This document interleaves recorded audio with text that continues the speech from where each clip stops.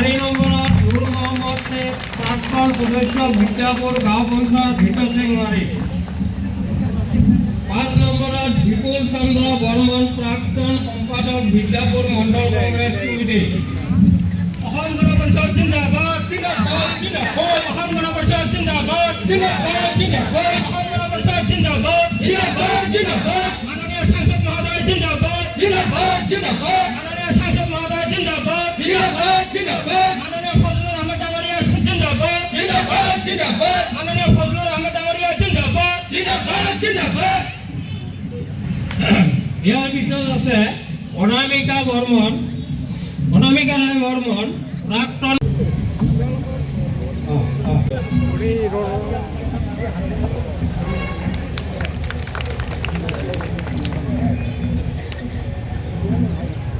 ফটাফট কৰে দাও।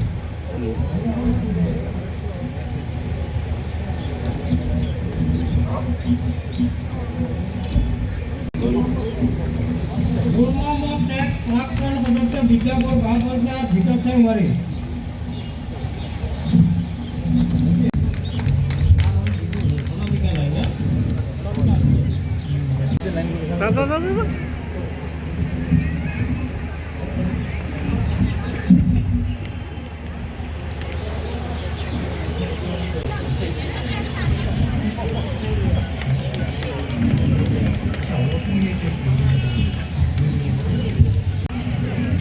আফতাৰ আলী সুজ্জামান ৰিন্টু সুকুমাৰী প্ৰাক্তন সদস্য বিদ্যাপুৰ গাঁও পঞ্চায়েত দুৰ্গামালী দ্বিতীয় খণ্ড।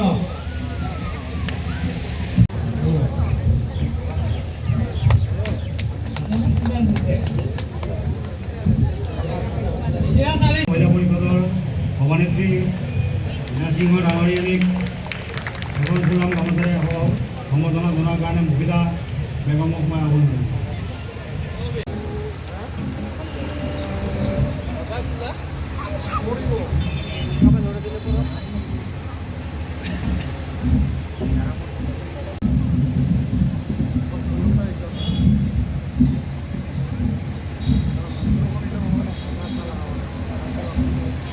নৱ কলিতা সাংগঠনিক সম্পাদক আজিৰ সভাৰ মাননীয় সভাপতি মহোদয় আৰু সদন,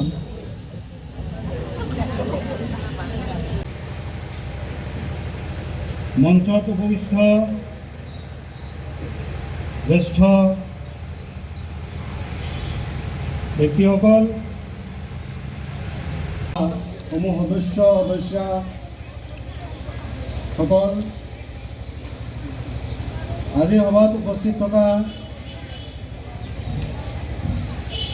মঞ্চৰ আসন গ্ৰহণ কৰাৰ কাৰণে মই অনুৰোধ কৰিছোঁ। মাননীয় ছায়ানী দত্ত বৰুৱা,